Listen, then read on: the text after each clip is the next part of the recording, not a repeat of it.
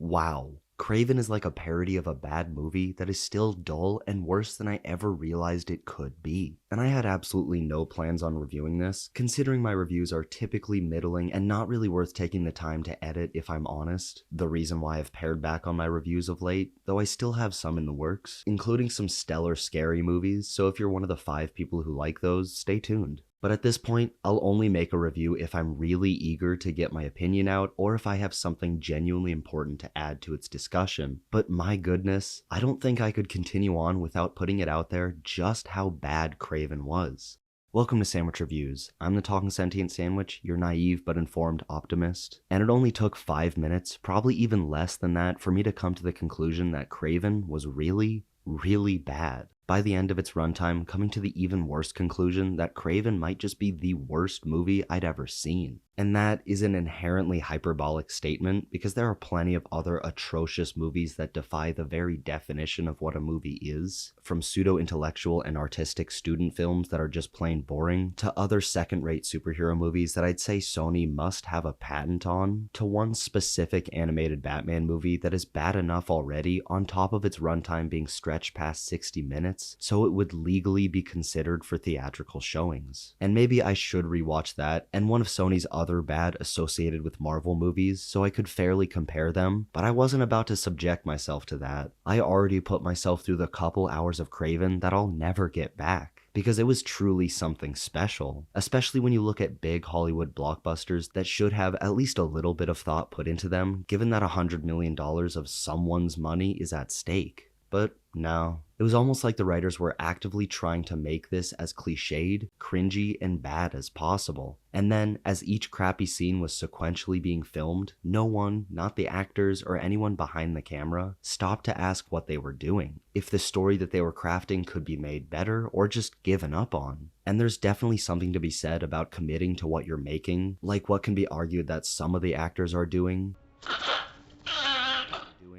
But nothing in this movie, aside from possibly one action scene, is anything anywhere near fun enough to get even a guilty pleasure pass from me. Featuring acting and action that could be fun to make light of, except that it was straight up unpleasant to watch at times. As if, at least for the acting, there was carbon monoxide poisoning on set and no one noticed. Maybe that's why no one stopped to consider what they were making. But beyond that, the movie also proudly presents terrible, physics-defying CG, which didn't even meet PS3 level graphics, PS2 maybe. Something that was definitely a result of terrible decision-making on part of the directors, producers, and studio heads, because it's not hard to see that multiple elements, including the big final fight with the main CG villain, were extremely late additions. And speaking of late additions, something that I rarely notice just because I don't have a good eye for it, or I guess ear, is ADR. Throwaway lines or key phrases that have to be changed in the editing process for one reason or another. Except for Kraven, it was insultingly bad, including forced and jarring hard dialogue transitions to obvious things added just because the writers assumed everyone in the audience was an idiot, but also included AI lip replacements, which might have sounded like a solution to the movie's ADR problem to the materialistic studio heads in whatever theoretical lizard people board meeting I'm thinking of, but my god, it was just ghoulish to see, and frankly, offensive that any self-respecting person working on this movie might have thought that it could pass as okay. And I don't want to blame anyone for this, knowing that everyone in front of and behind the camera has done some legitimately good work in the past, but none of that talent was on display here. Because when it comes down to it, Kraven felt like a satire of all of the other associated with Marvel movies, made by someone who doesn't understand what made those movies bad in the first place, or what satire is. So if you want to waste a couple hours of your life and watch something that, just to be clear, isn't so bad it's good, it's just bad, then go ahead and check out Kraven the Hunter, but otherwise, I'd skip out on it.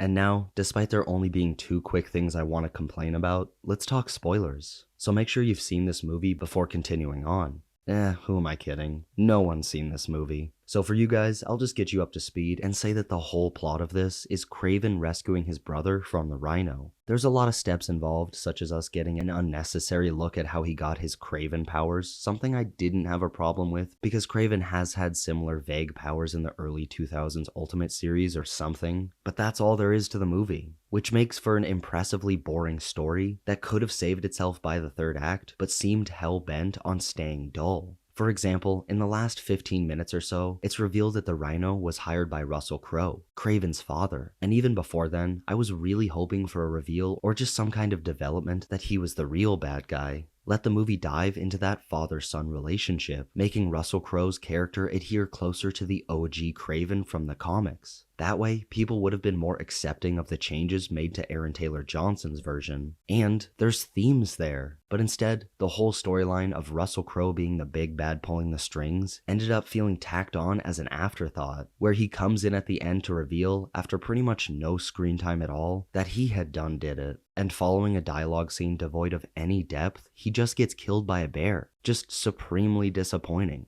That or Chameleon, who suffered a similar issue of being a great idea where a movie diving into those two brothers growing apart could have been genuinely interesting, but was poorly written and was seemingly added super late in the process, which is frankly my biggest problem with this entire movie. If a storyline was decided on with Chameleon or Kraven's dad, that could have made for a gripping narrative about family, because those were my favorite aspects in concept, but sadly were nothing more than afterthoughts. And before I conclude, just in the interest of fairness and for the sake of not wholly trashing everything about this movie, I wanted to find as many bright spots as I could, which came to a grand total of 3 things. First, there was a Miles Warren name drop. Second, and something I mentioned earlier, is the action scene with the bear trap. And third, the foreigner, who might have also had an extremely stilted intro, but was interesting nonetheless. And there you go, 3 things that I enjoyed.